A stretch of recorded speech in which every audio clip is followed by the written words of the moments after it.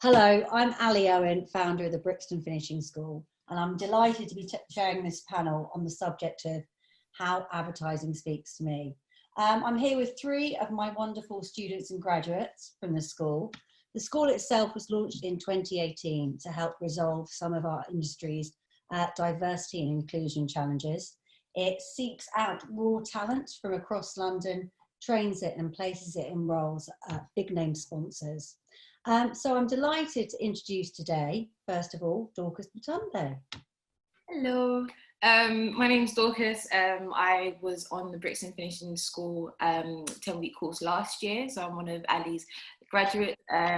Since then, I went on to finish my Politics and International Relations degree at Westminster, and I've recently just secured a role in an agency, working as an account executive. So this is going to be my first time breaking into the industry, and it's absolutely thanks to Ali, who put all the connections in place for that, and can't wait to make amazing work.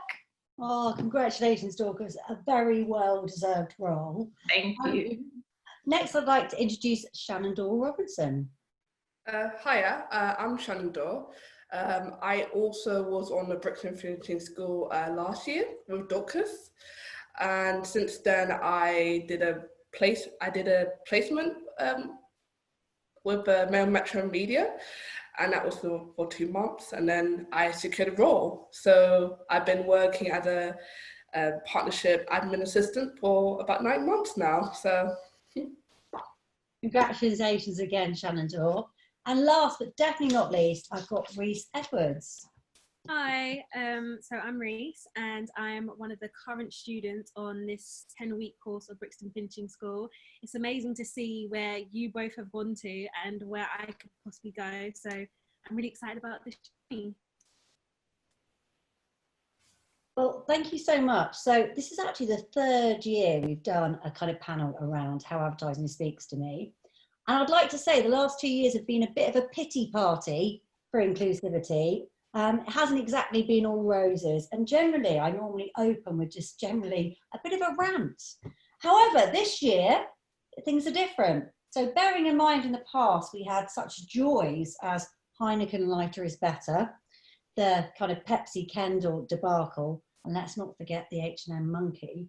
It's with this year when I kind of looked at what was out there and looked at the kind of general lay of the land, I kind of seen that we've seen an explosion of positive driven narratives from brands trying to tackle some really big issues, ones that maybe they haven't tackled before.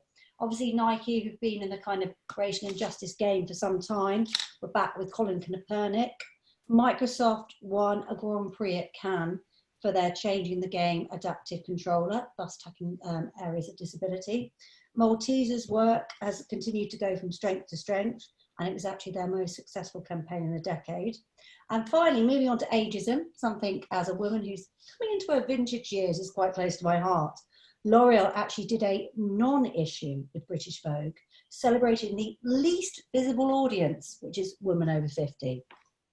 So based on all that good news, I thought we could start with some highlights. I thought we could start with Shannon Dorr. What's been your favourite ad that actually sings from a kind of inclusive songbook?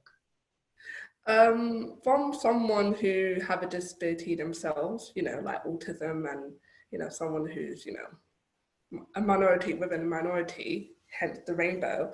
I feel like my favourite advert will be Maltesers. You know, their campaign, like with regard to like, I think they did a campaign with Channel 4 Superhuman Wanted competition back in 2016.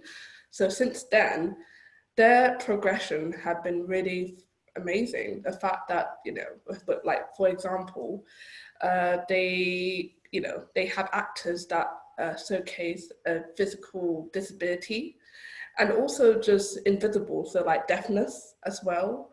So the fact that they intertwine the character in such a good narrative that it's very much show true depiction of what a disability is like, because not a lot of people are exposed to like disabled people, you know, either not through family or friends. So the fact that they show it in such a good light and a good representation is, you know, what really made me feel like, oh wow, this advert is, you know, really good, and the whole representation is just on point.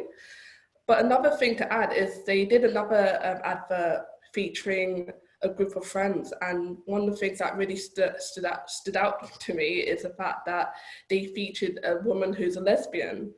Like, I'm not being funny, there's not enough rep for lesbians in advertising, let alone like the rest of LGBT, because lesbian make up the L. So, but yeah, I think as a whole, Malteser, really much good campaign. They normalized disability in society. They pretty much got good representation of what LGBT actually stands for, and kind of make it more, you know, as I said, normal.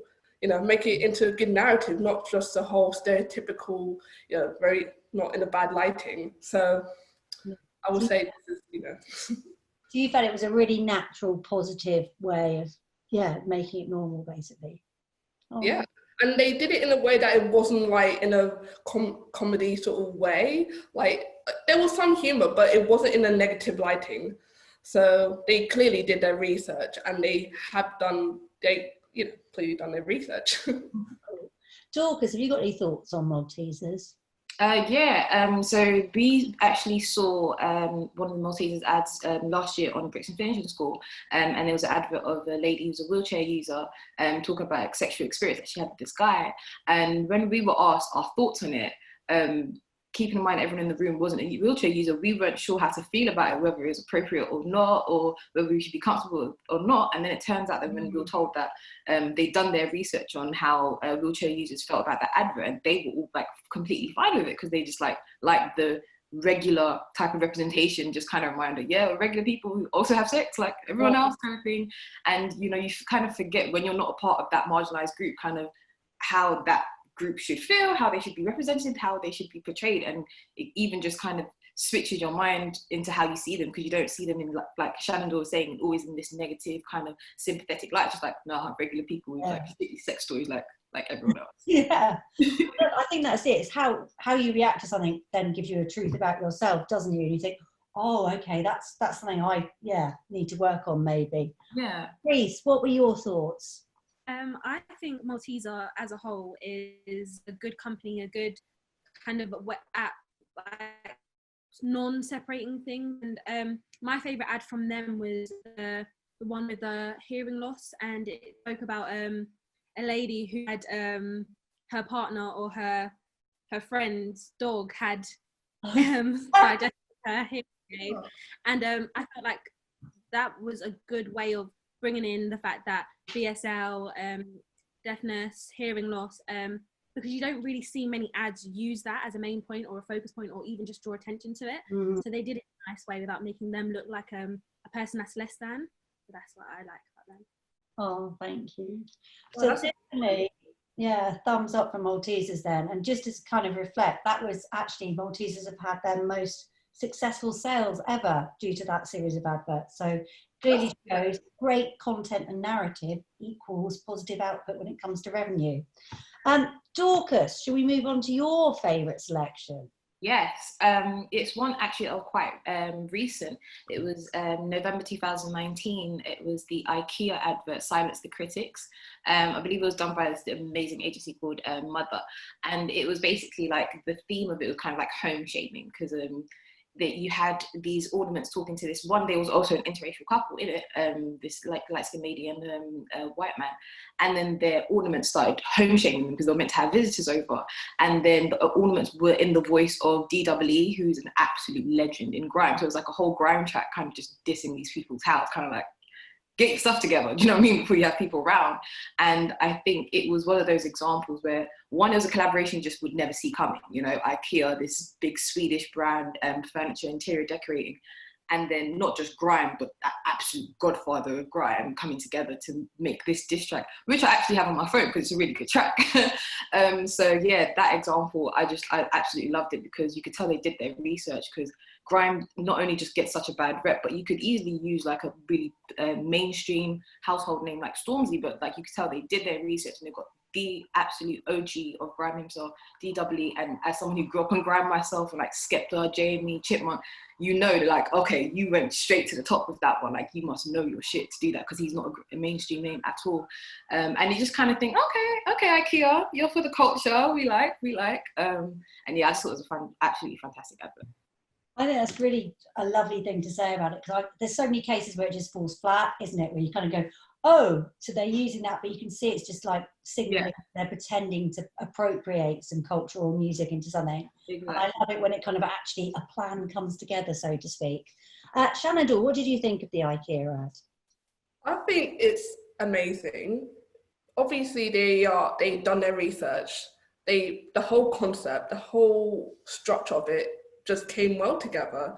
Like, especially as Dorcas point out, grime gets so much bad rep in the media, like from the PMs, from the MPs, and, you know, from a variety of people in society. So the fact that IKEA used their platform in a way that they're appreciating the art of grime and their audience as well. But another thing I want to point out is the fact that their campaign kind of modernizing the whole what is family life and what is, you know, what is like, you know, in the UK, like, because they have like interracial couples, you know, with the music, and also just, you know, what is normal now. So that's like the highlight. But I feel like IKEA really much done their research, and they actually became more aware about what is culturally is now. Because earlier last year, where, you know, that advert came out, there was an outcry with regard to their menu, because they did a jerk chicken, their own version of rice and peas, and that was awful in its own right. So clearly, from that mistake, they went back on themselves, like stepped back, and they thought, how do we make sure that this sort of thing doesn't happen again? So we need more brands that are like have a sort of good mentality like IKEA. You know, they have a step back, but then also they kind of went forward. And that's when that advert came out, and they really, you know, they redeemed themselves, really. I'm sure they'll be very glad to hear that, Shannon Dore. Yeah, I do like a comeback story. It's always good. Reese, what did you think? Have you got any thoughts on it?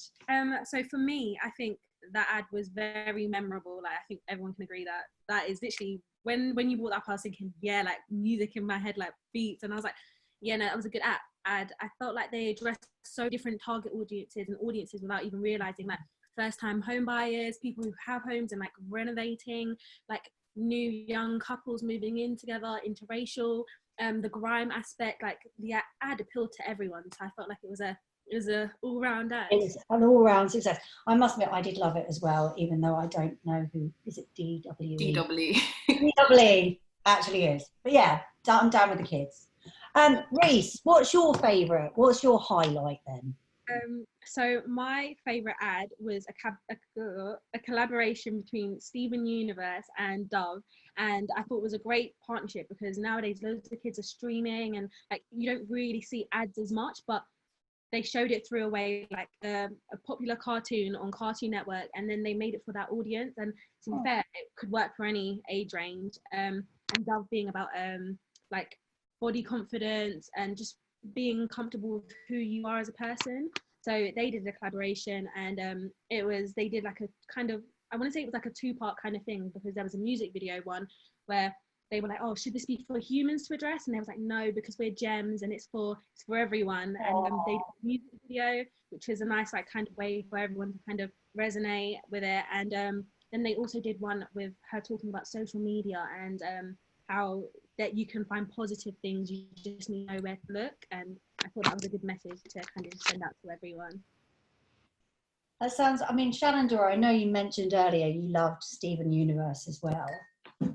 Yeah, like I know the cartoon, like I've seen some parts of it, and like the fact that that cartoon pretty much say inclusivity, empathy, diversity, and like for a kids show, like it highlight like, you know, LGBT aspects to it. So the fact that that combined with Dove, that is pretty much body positive, they both go well. And people don't realize this, but advertising is so powerful, and kids will notice things and kids will see adverts, and if, you know, they are pretty much the future. So I think for that, I think the whole Dove campaign, the whole collaboration with Steven Universe is on point. And the fact that they address certain issues that can still relate to younger kids, I think, you know, it's so important. People don't realize it. So, oh, I like that. But listen, though, says Shannon Dorr to Steven Universe. Dorcas, are you slightly out of Steven Universe's age range, or are you still in the Steven Universe? Just a smidgen bit out of it. This was actually the first of me hearing of it. Yeah, I grew up in more like Dexter's Laboratory and that. But yeah, this was first me hearing it. But when I saw the actual advert, I think it's awesome to target children because, as you say, prevention is better than cure. So even just like the language around like discrimination and stuff, you're really tackling that from a young age when you're talking about inclusivity, as opposed to trying to reverse it in adults. And then, like Reese said, the first thing that they said is that, oh, shouldn't the humans do this? It's like, no, it's for the gems. That kind of language just teaches children kind of to respect and include people that aren't necessarily like them or don't necessarily look like them. That type of language to be around children, for them to start using and remembering with their friends, or to include their friends and such and such. I think that in itself is like a fantastic way to target children, and then help them to grow. Like Shannon Dorr said, they are future, you know, help them to grow in that direction already, so they don't have to unlearn any problematic kind of ideas of people. Yeah, I think you're so right. It's like because once they learn good habits, they don't have to unlearn bad habits, do they? I think what's wonderful about those three examples is two are very kind of purpose driven about inclusion, and one is just very culturally on the nose, isn't it? But they're all just great work, and they all definitely pay dividends for the people that invested in having that work made.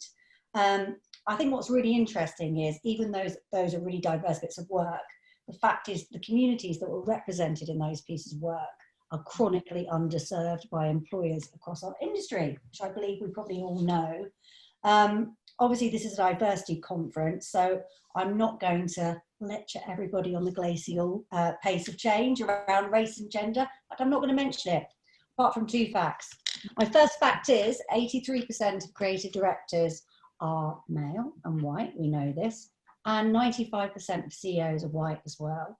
And the reason I've chosen this as well is because who makes the work shapes the work, and we can't be what we can't see. So I suppose that means that even though we talked about great stuff, I think it's time for us to talk about tone deaf stuff now, because I kind of feel if we had a Corona style alert level for tone deaf advertising, despite the appearance of a lull at the moment, it's on Nando, like peri peri chicken red. That's the highest number, isn't it? It's a 5. Inclusivity may be overwhelmed at any point. So let's talk about tone deaf advertising. And I wanted to discuss Volkswagen. So who would like to tell the story of Volkswagen's, what can I say, absolute balls up earlier this year?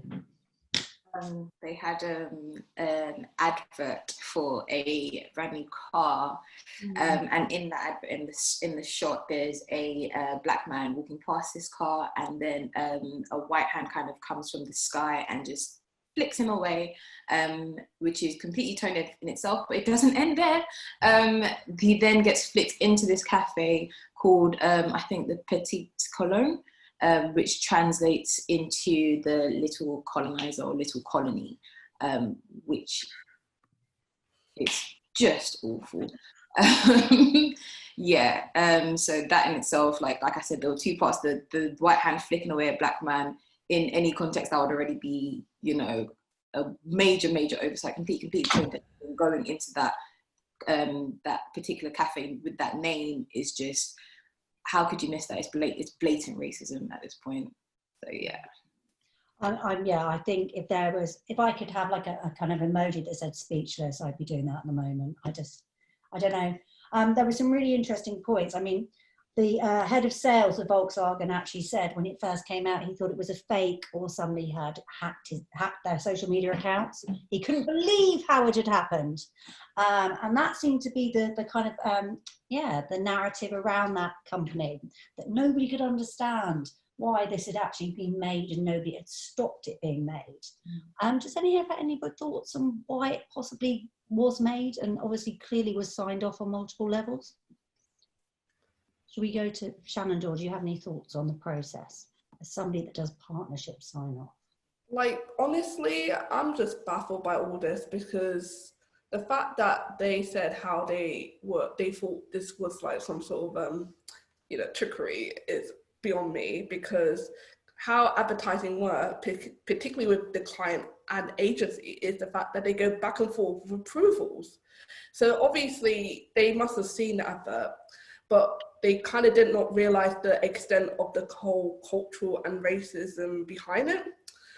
But how this went beyond them, I'm not sure. I think it's just either the individuals or the people in the team that thought, oh, we like the concept of the car and the character like in itself, because I'm not being funny, in some adverts, there's not enough black lead actors in the whole leading role of advertising. So clearly they must have thought, oh, we're ticking a box of having this character who's a person of color in this frame. They didn't think of the whole connotation of the whole cafe name or the hand that is flicking them, to the cafe. So I think they were focusing on ticking boxes, and yeah, they kind of did not realize the whole, behind the whole thing I mentioned. So I'm just baffled still. Reese, Reese, what are your thoughts? I think for me, I think the whole everything that happened, I think it's just scary. The fact that a brand of such big, like high note, like everyone knows who you are, managed to put something out like that and then be like they didn't know what they was doing. I felt like no accountability in terms of that statement being made. And I just think it's kind of scary that you're not using your platform that you highly have positively. And I think for me, it'd be interesting, because I didn't get to kind of follow it up, but see what that person, the man who played that role, the black man who played that role, how he felt you being in that token, and how he felt like once he's seen it and how it came out, just kind of seeing where that conversation would have gone. And that's really interesting. Sorry, Shannon. Oh, sorry.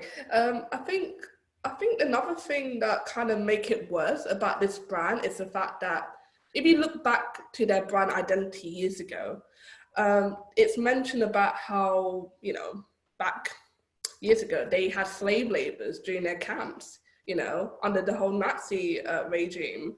So I think, to add it in, I think that just make the whole brand worse. So obviously, they're trying to make themselves better and trying to improve from, before. But the fact that this happened, clearly they need to do more inclusive training. They need to actually do more research. And I keep saying this, I keep preaching this, but they need to be aware, like culturally, they need to be aware, because especially how they were trying to target people on TikTok and Instagram, trust me, the millennial will be on that. If you do something wrong that is not politically correct or whatnot, millennials and young people will get on that. And their brand will be utterly affected. So the fact that this advert plus their background in back years ago with the whole Nazi, regime, this will ruin them. So I think what we're talking now, I think they need to listen to this and kind of have a recap. They need to have a step down and kind of think, be like IKEA, think what they can do better. I think what's really interesting is you've obviously done some quite big research on that brand, Shannon Dorr, and I think this is a trend amongst wonderful Gen Zers that, like yourself, that you just don't buy things on spec. You do actually tend to think about who's made what you bought. And referring as well to what you've said about when people F up, we were going to do this at the end, but I wanted to talk briefly about L'Oreal. Now I think this is probably an apt time where an example of exactly this kind of clumsy crassness, or just, I don't know what we call it, was when Monroe Bergdorf a couple of years ago protested as part of Black Lives Matter, which is now an acceptable thing to do apparently. back then apparently it was an acceptable thing to do. And she lost her L'Oreal contract due to that fact. Obviously, since then, L'Oreal pasted a black square on a blackout day and were called out for the fact they'd obviously acted, can't say the word, hypocritically. And they've since re-employed her to try and play, you know, to make up the lack of respect and have some kind of reparation, I suppose. What are your thoughts on that? Should I come to Dorcas first? Is this, no, how do we feel about this? I think as much as brands are trying to take steps to move forward, I am personally a bit critical of this move by L'Oreal because now that, like you said, Black Lives Matter, before it was such a political taboo, you'd be painted as a radicalist. Now it's like the trendy thing to do or whatnot, considering the political climate. So but a lot of brands seem more focused on the optics and performing on social media as opposed to actually doing the work.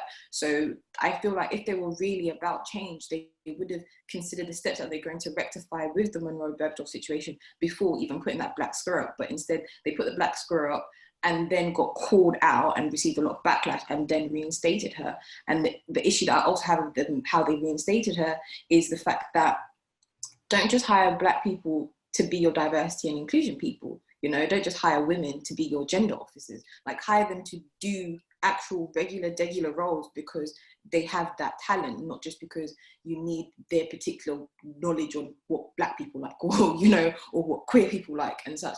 I think the thing about diversity and inclusion, yes, you can hire these people, but you're bringing them into this culture that's just kind of replicating the same weird stereotypes and stuff, and you're just using the token Black person for your token Black issues, and that's not actual progressive change. And that's where I'm a little bit funny with how that whole L'Oreal situation went down. Does anybody have anything to add to that? I do. I think with the whole situation with Black Lives Matter movement and the protests, I noticed there's a lot of brands that are taking up on I don't know if it's just being authentic or a bandwagon, but one brand I kind of noticed was Starbucks. And keep in mind, a couple of years ago, there was a shop in Philadelphia with regard to how a manager called a cop on two, you know, Black individuals because they were in their, you know, like in their shop. And the thing is, that happened 2 years ago, and clearly there was a reason behind that. But I think recently, with regard to Starbucks, they again were under backlash because they supported the whole Black Lives Matter with a black square, and they quoted how they support them. But then, in one of their shops, they ban their employees from wearing anything relating to Black Lives Matter. That's just a bit confusing because on one side it's like, oh, we support, you know, racism, injustice, and, you know, we support the cause. But then on the other hand, it's like you're a big corporation who clearly got some issues inside, and you're kind of contradicting yourself. So which side are you supporting? Like, what is your main, like, brand, like, you know, cult, you know?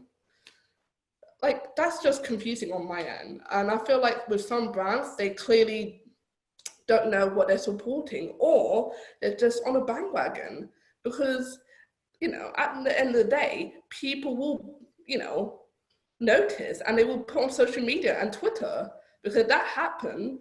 And now, since then, they've reversed the ban of employees wearing the thing, and they kind of, now they can wear it. Yeah. So it's very confusing. It is. So that's just one example of a brand that is very much questionable. Do you think that's a question of them just reacting to a negative press stream rather than actually having a foundation of diverse, you know, principles? Because if they were truly diverse and inclusive, then they wouldn't be jumping on whatever thing seems to be the flavour of the month, I suppose. Yeah, I guess so. And now, if you think about it, lots of brands are now being aware of, oh, is our workplace diverse? Like, oh, so we hire more people who are diverse or more Black people in the workplace, because now like people will think about it, which is so sad to say. They should have thought about this before the whole protest. You know what I mean? But that's just reality. Reese, what do you think? Do you find it really frustrating? I think for me, it just comes down to consistency now. So you've posted this, we know the conversation, your dirty laundry's been aired, you've made a kind of comeback conversation and you brought something new to the table. How long are you going to keep this on the table for? Like, are you going to keep it consistently? Like, I think about when it comes to change, it's not about trends, it's not about let's jump on this because everyone's talking about it. I feel like that's when people, brands, everyone just kind of needs to be like, okay, cool, separate from our work, separate from our target audience, separate from trending hashtags, what can we do to generally bring about change? What can we do to make sure that this change is consistent? And like for me, one of the biggest things is just making sure, like Dorcas said it earlier, about being a token person and making sure that, you know, like when you're looking around the workplace, you're not like, okay, they're the token person of the company, but you're looking at them and you're like, you know what, like she's sick and she's amazing, she's the best, like digital market, like you what I think it is, it's just about seeing, you're not like, I want companies to stop being like, okay, yeah, we need to do this because they're a person of colour or they're ethnic or they're part of this BAME. I need more of a, you know what, they're an amazing person and it's not just because she's black why we need her in our workplace. So that's, I think that's frustrating for me. I think that's a really strong point, and I think I'm going to move us on to some stats now. So if people want to change their workplaces, obviously it's clearly not your jobs to do that. I think it's really sad that you have to be pioneers. You should just be able to go into a day's work, be brilliant at what you do and go home, and having to carry the kind of emotional kind of labour of dismantling a system that doesn't necessarily support you is quite frankly appalling. So I suppose one of the things we can do though is share some of the reasons why we as a kind of group think that we have barriers to entry to the industry. We did a survey in February, courtesy of Mail Metro Media, that looked at barriers to entry to the media and advertising industries and surveyed BFS students and graduates. And I'm just going to run through the top line results because obviously this is what we work as a project to dismantle. But then I'd just like to kind of, before we close, go around and perhaps you could share your thoughts. So the number one thing, 71% of BFSs thought that not having the right network, which is obviously class and kind of ecosystem related, was a massive barrier to entry. 63% couldn't get the right experience, very much echoing that first point. Nearly half couldn't work for free in internships. I know some of you hold down full-time jobs, because you were certainly working full-time when you studied with me. So that's again a kind of class and income thing. 42%, unsurprising, looking at those stats at the very beginning, there was no role models or people that looked like me or mentors I could relate to. 31% said that race was a barrier to entry, which I'd love us to discuss, and 60% said that people in the creative industries were really very different from actual people in society. And actually those who work within the industry actually have a harder view that it's not representative from those like you, Reese, who are about to enter. So I think that's really interesting. So coming to you, Reese, first, what are your kind of thoughts on the barriers to entry? I think there's like a whole platform of different barriers to entry that stand side by side, blocking everyone. I think it's down to exposure and knowledge about how you can, different entry routes getting into the industry. So like a lot of people wouldn't even think, oh, a summer school, Brixton Finishing School. You've got people that think they need a degree. You've got people that solely think, oh, it's about who I know. And I think it's genuinely like a mixture of all of those things, but it's just that fact that no one knows. And this industry is so big and there's so many different things and job roles to do that it's just about the exposure. I think that's the overall kind of title of everything I just said, exposure and knowledge. And I also think it's also just having those, like, continuing off of that, opportunities. Like you get opportunities for BAME internships and disability internships and just general internships.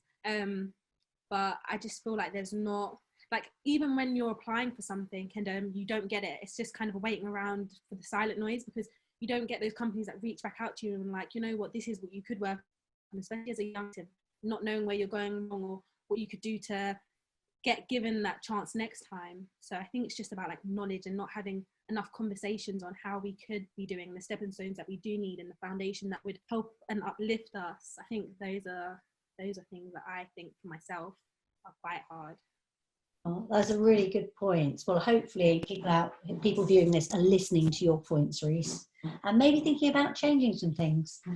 Shannon Dorr, what are your views on what we need to do to make things more inclusive? I think with regard to like being new to industry, I think two things.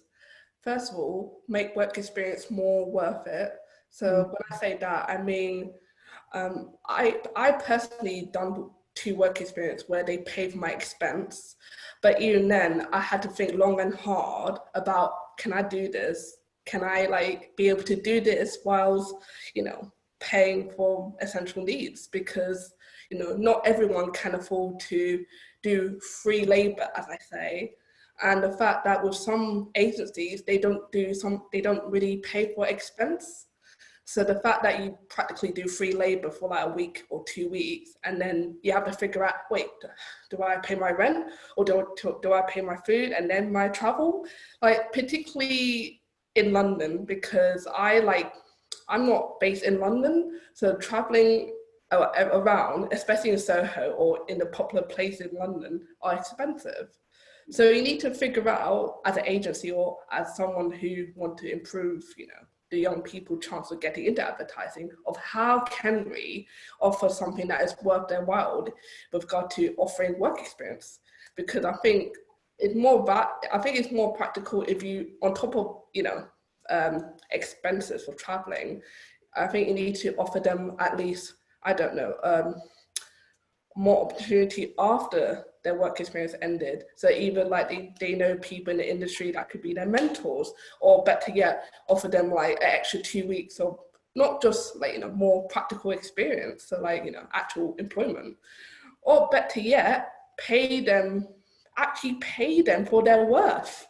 Honestly, like, I think that's just one tip of the iceberg right there. But I think another thing to make it more inclusive in general is educating and kind of having an awareness of the discussion in general. Because unless you don't talk about it with your teammates or your boss or your colleagues, then how can you address the issue? You know what I mean? Like, I'm happy that with my team, they're so open when I start discussions. And the thing is, it got to a point where now, I'm not the only one who's starting those discussions.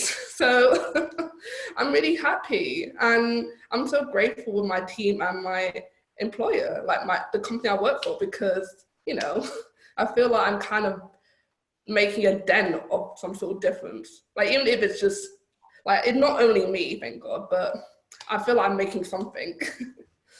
I am heartwarmed to hear that other people are starting the discussions, especially with this kind of how to be anti-racist and more supportive thing that's going on at the moment, where we all have to take responsibility for our actions, and we can all own the fact we don't have to be complicit in what happens. Dorcas, to bring us to a close, before I thank all you lovely ladies, what are your thoughts? In terms of some of the barriers that I experienced, I mean, it was quickly understanding like network was a very, very, very key thing. And when it comes to like some of the things that we explained, especially you explained to us last year on the course, is that when people come to recruiting and hiring, they generally tend to go into the pool of people that they already know, or the employees that they have, and they generally have a very atypical kind of look and background, and then it ends up regurgitating the same type of people when it comes to recommendations and bringing new people in. And one thing that I always point out is like, I see Brixton Finishing School as this bridge, because it's put me into contact with these people that I would have otherwise never reached, because I'm not in their circle of people that they would have reached out to.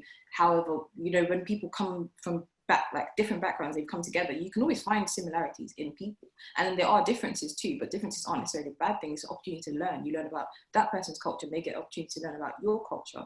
But it's just sometimes we're just so far removed from each other, you just don't even get a look into those circles so you can be considered for these opportunities. And I think then the following thing is when, like, for example, they do reach out to institutions like Brixton Finishing School and they get the diverse talent. The second part is the inclusion thing. It's like when you're inviting this person in who may be the only person of colour or the only queer person or the only woman, like in this big team, can they be themselves, or are you expecting them to fit the culture that is already existing there, where they kind of have to kind of suppress their identity? Like Shannon was saying, I completely get wanting to be that person when to start certain conversations about things, but it's like it's considered too radical, or you know, it's kind of you're always the person that brings that up or gets political and such. But then now people are so much more open to it, you know, which is like, it's an amazing thing to do, because you can be comfortable and you can like really talk about your reality and your lived experiences without seeming like, you know, you're trying to make things political or anything, but when really this is just your reality and your real life. So those are some of the barriers that I feel like Brixton Finishing School definitely helped overcome, some of those barriers in terms of bridging us to networks that we might not otherwise have the opportunity to meet.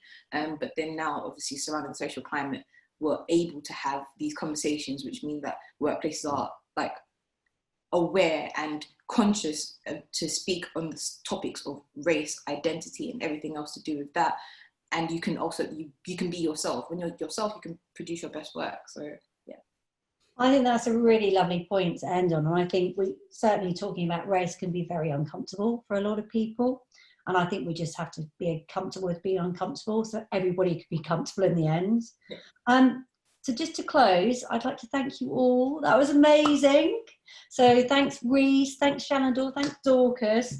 And I think we should close on our point, which is in our survey, 100%, so that's all of our graduates, felt that more could be done to attract a more diverse group of individuals to our industry. And the majority of participants didn't believe the industry was serious about tackling inclusion or diversity. Bear in mind, those people are the future of our industry and they don't think we're taking it seriously. So I suppose what we've got is to lay down a challenge today, and that's to challenge you all who are viewing and everybody you know to prove that particular generation wrong, because as you can tell, they're extremely talented and I don't think we should be letting them down. But thank you and goodbye.